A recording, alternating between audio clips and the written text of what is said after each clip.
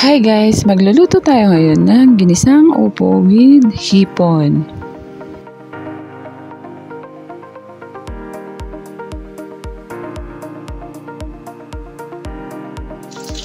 Igisa tayo ng alaing na ito'y half kilo nga pork with bawang ken sibuyas.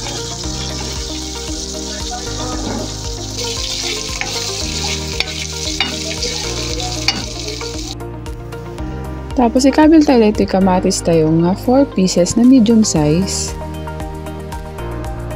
Ken sarong na tayo ito'y 4 tablespoon na bagoong alamang.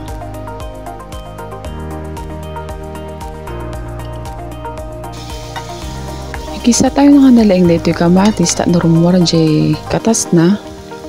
Then isaro na tayo na ito'y half kilo nga hipon or pasayan.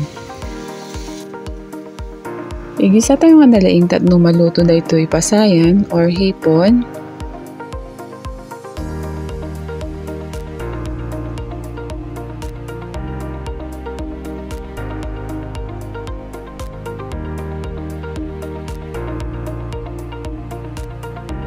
Then no naigisa nga nalaing ikabil tayo na ito'y na chop nga upo wenno tabungaw ti Ilocano. I-mix tayo nga nalaing ti panaggisa da ito'y gulay nga tabungaw no agpapada ti luto na.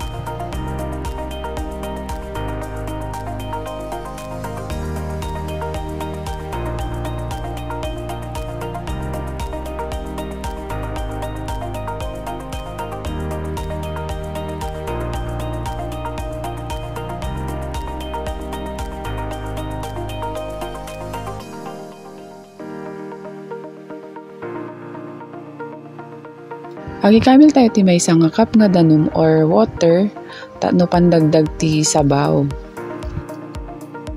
Bali may isang cup lang ti inkabil ko kasi daytoy tabungaw or upo ket agdanom ngay no mailuto. Pero optional kanya yun no kaya ti mas additional water mas okay po.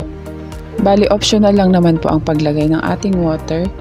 Then ihalo-halo natin ng maigi at hayaan lang natin maluto ng mga 7 minutes.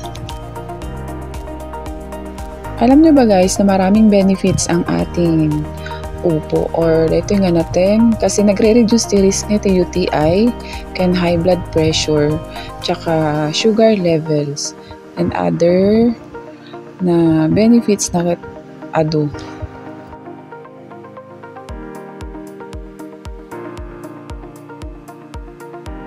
So, dandani nga rod maluto da ito sila tayo nga ginisang upo with hipon. Ready to serve. So, ito na nga guys ang naluto nating ginisang upo with hipon. So, enjoy eating guys. Thank you for watching. Bye!